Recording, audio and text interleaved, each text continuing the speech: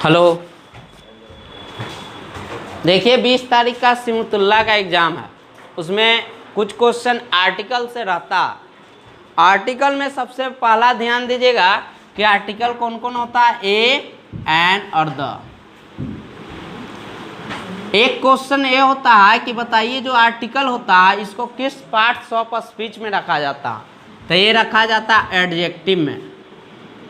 Reason जब भी लिखिएगा तो ये नाउन के विशेषता बताता है। राम इज अ बॉय, कहने का मतलब बॉय की संख्या बता रहा है एक तरह से कि राम एक लड़का है। एक बोध जो करा रहा है ए के द्वारा, इसलिए बॉय की विशेषता बता रहा है, इसलिए क्या होगा, एडजेक्टिव होगा। अब देखिए जो ए एंड द होता है उसको एक तरह से आर्टिकल है, वो कुछ होता है एडजेक्टिव होता है। ठीक, अब याद रखिएगा पहले हम ए और एन के बीच बता रहे हैं कि इसका यूज कहाँ कहाँ होता है। तो सबसे पहला आप ध्यान दे दीजिएगा कि जो ए और एन रहेगा, जब तक नाउन नहीं रहेगा तब तक इसका यूज होना संभव नहीं है। जैसे मान के चलिए आपसे पूछेगा कि ब्यूटीफुल, ब्यूटीफुल क्या होगा, मतलब इसके आगे कौन सा लगेगा, ए या एन। यहाँ कुछ नहीं लगेगा। रीजन क्योंकि ब्यूटीफुल नाउन है ही नहीं, नाउन नहीं है।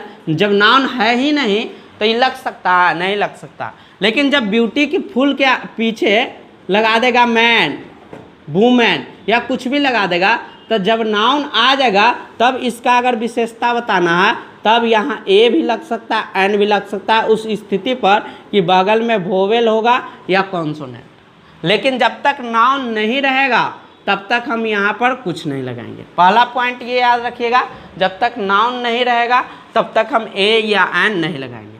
दूसरा पॉइंट ये याद रखिएगा कि नाउन भी रहेगा तो सब तरह के नाउन नहीं रहना चाहिए। इसमें भी याद रखिएगा ऐसा नाउन होना चाहिए जो गिना जा सके। जैसे रहेगा वाटर और पूछ दिया वाटर के साथ क्या लगेगा, कुछ नहीं लगेगा। ये काउंटेबल नाउन है ही नहीं, तो इसके आगे गिनेंगे कैसे। ए और एन क्या संख्या बताता है, एक का बोध कराता, और वाटर के आगे ए या एन लगाएंगे तो इस संख्या के बोध करा ही नहीं सकता। तो जब भी रहेगा कोई अनकाउंटेबल नाउन तो इसके साथ ए या एन का प्रयोग नहीं किया जाता। ठीक, इसके अलावा एक याद रखिएगा, कोई भी अब्स्ट्रैक्ट नाउन रहेगा तो इसके साथ भी क्या होगा, नाउन का प्रयोग नहीं होगा। मतलब नाउन कर रहे हैं, आर्टिकल ए एन का प्रयोग नहीं किया जाता। ठीक, ये सब पॉइंट याद रखिएगा। क्वेश्चन दे देगा ही हैज ब्यूटी,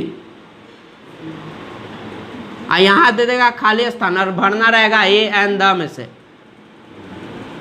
और यहाँ पर एक ऑप्शन रहेगा नन ऑफ दीज, तो यहाँ कुछ होगा नन ऑफ दीज। क्यों, क्योंकि ब्यूटी एक प्रकार का अब्स्ट्रैक्ट नाउन है, और जब भी अब्स्ट्रैक्ट नाउन रहेगा तो उसके आगे जो ए रहता है या एन रहता नहीं यूज होता।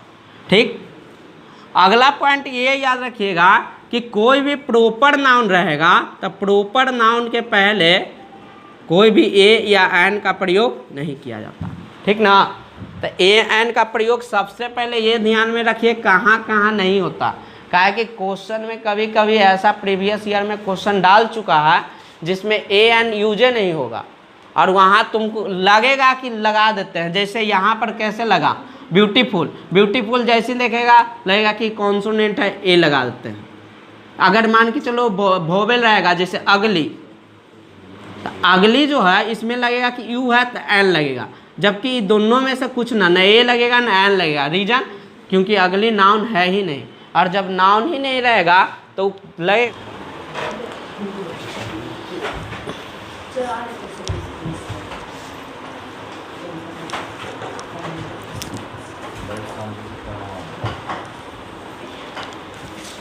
अब देखो यहाँ पर न ए लगता है और न एन लगता है। इन्हें कि ऐसा देख लेना कि यू है तो चलो एन लगाते हैं, ऐसा नहीं होता। ठीक ना, क्यों, रीजन बता दिए कि एडजेक्टिव है, तो एडजेक्टिव जहाँ भी रहेगा उसके साथ नहीं लगाना। एडजेक्टिव के साथ तब लगेगा जब एडजेक्टिव के बाद कोई नाउन आएगा। ठीक ना, अगर नाउन नहीं है एडजेक्टिव से तब वहाँ पर ए और एन नहीं यूज होगा। अब देखो कुछ कुछ क्वेश्चन ऐसा रहता है कि हम लोग को लगता है कि वहाँ ए लगेगा, लेकिन लग जाता है क्या, एन। जैसे आवर्स, आवर लिख दिया तो आवर के इसका उच्चारण जब भी रहेगा ना तो आवर लिखाता है। तो सोचो कि आवर में ई तो है एच, तो एच के अनुसार ए लगेगा, लेकिन लगेगा कि तुमको कि ए लगना चाहिए, लेकिन इसका सही से उच्चारण देखेगा तो अ आता है। अ कहने का मतलब वोवेल, इसलिए इसको साथ क्या लगना चाहिए, एन लगना चाहिए, ना कि एच है तो ए लगा दिए। ए अगर लगा दीजिएगा गलत होगा। तो कभी भी कोई भी जो वर्ड रहता उसका प्रोनाउंसिएशन के आधार पर लगाया जाता है, ए लगेगा कि एन लगेगा। जैसे होता है यूनिवर्सिटी, अब यूनिवर्सिटी के देख के लगेगा कि यू है तो एन लगा देते हैं, जबकि इसको जब लिखते हैं तो यू लिखाता। अब सोचो कि यू है कॉन्सोनेंट, तो इसके साथ क्या लगना चाहिए, ए लगना चाहिए। कुछ क्वेश्चन और रहता है आपको फंसाएगा, जैसे रहेगा आई हैव खाली स्थान एक्स, और यहाँ ऑप्शन ए एन दोनों रहेगा। तुमको लगेगा कि एक है तो एक को तो ऐसे लिखेंगे ही, तो इसलिए एन भर देते हैं। अब सोचो ए या एन का प्रयोग किस लिए होता है, एक के अर्थ में, और यहाँ जो एक है वो तो पहले से ही प्लुरल है, और जब खुद प्लुरल है तो उसके आगे आर्टिकल लगाने का जरूरत है ए या एन नहीं। इसलिए क्वेश्चन में इस हम ध्यान देना कि अगर प्लुरल है तो नहीं लगेगा, अगर अनकाउंटेबल है फिर भी नहीं लगेगा, अगर कोई नाम आ गया फिर भी नहीं लगेगा। तो ये सब पॉइंट याद रखना। एक क्वेश्चन पूछा जाता है एग्जाम में, क्या, गिव मी खाली स्थान ग्लास ऑफ वाटर। एक क्वेश्चन प्रीवियस ईयर में भी पूछा कि मुझे इसका अर्थ निकलता है मुझे एक ग्लास पानी दो, तो यहाँ क्या लगा, ए, यानी give me a glass of water. इसके अलावा हम कुछ क्वेश्चन जो है जो गाइड में है सिमतुल्लाह का आर्टिकल, उसको हम सोल्व कर देते हैं।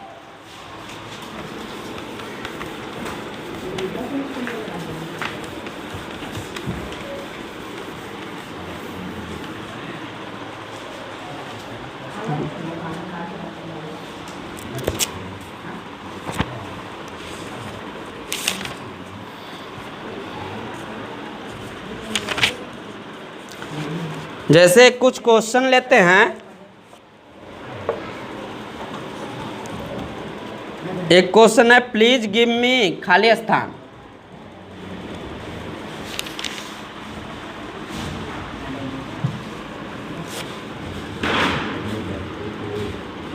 टू रीड, यानी कह रहा है कि कृपया मुझे किताब दीजिए, किस लिए, पढ़ने के लिए। तब यहाँ बताना है कि बुक के साथ क्या लगेगा। तो यहाँ बुक के साथ अभी बताएं कि ऐसा क्वेश्चन आता है, give me a glass of water, give me a book, give me a pen. लेकिन अगर यहाँ पर बुक्स कर देता तब हम क्या लगाते हैं, यहाँ पर कुछ नहीं लगाते।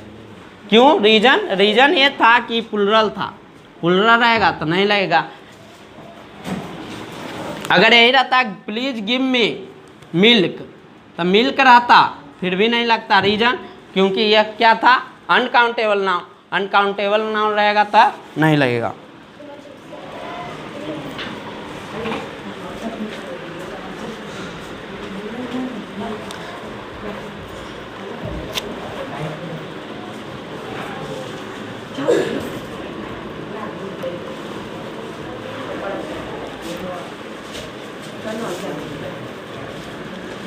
एक क्वेश्चन है आयरन इज खाली स्थान यूजफुल मेटल। अब देखो इसमें क्या लगेगा, पहली बात अगर मान के चलते हैं कि अगर मेटल नहीं रहता तब यहाँ पर कुछ नहीं लगता। रीजन क्योंकि यूजफुल जो है वो एक प्रकार का एडजेक्टिव है, और एडजेक्टिव के पहले कोई भी ए एन का प्रयोग तो होता ही नहीं है।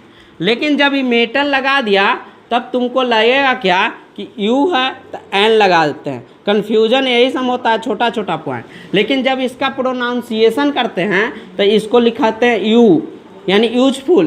तो यूजफुल जब लिखते हैं य से लिखाएगा तो ये कॉन्सोनेंट है, इसलिए कॉन्सोनेंट जब है तो यहाँ एन नहीं ए लगेगा। ठीक, तो यही सब छोटा छोटा पॉइंट ए और एन में सबसे ज़्यादा दिक्कत करता है, ठीक ना। ए और एन में सबसे ज़्यादा दिक्कत यही करता है। इसके अलावा ऐसे तो आपको पढ़ना नहीं है, एक पॉइंट हम बता देते हैं एक्स्ट्रा में कि कभी कभी कोई प्रॉपर नाउन के साथ ए का प्रयोग होता है, जैसे ही इज ए धोनी। कहने का मतलब यहाँ पर ये निकलता है कि वह मतलब ऐसा खेलता है जैसे कि धोनी खेलता। इस स्थिति में ए का प्रयोग प्रॉपर नाउन के आगे आता है कि ही इज ए धोनी, वह क्या है, धोनी है, यानी वो इतना अच्छा खेलता है कि क्या है, धोनी। तो उस कंडीशन में आता है। ऐसे इसम का प्रयोग आपको नहीं आएगा एग्जाम में, कभी ऐसा सोचिएगा नहीं।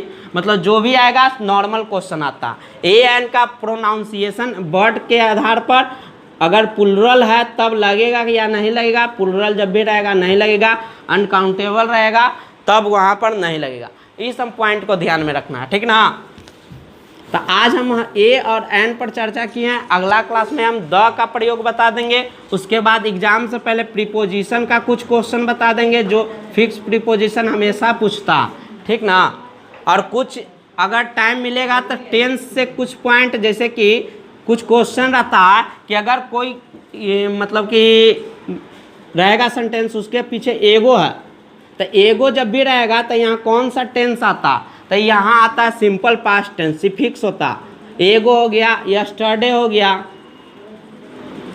Last week, last year, last day, कुछ भी रहता है तब इस स्थिति में यहाँ सिंपल पास्ट रखा जाता। अगर नाउ रहता है तब यहाँ क्या रहता है, ऑलवेज रहता है तो क्या रहता है। तो कुछ कुछ क्वेश्चन हमेशा उठाता। हैव रहेगा तो वर्ब का कौन सा फॉर्म, इज रहेगा तो कौन सा फॉर्म, हैज बीन रहेगा तो कौन सा फॉर्म। इससे कभी कभी क्वेश्चन पूछा रहेगा फिल इन द ब्लैंक्स में। तो इस पर अगला दिन कोई दिन चर्चा करेंगे। एग्जाम से पहले 2-3 पॉइंट, 2-3 टॉपिक का पॉइंट हम बता देंगे, ठीक ना।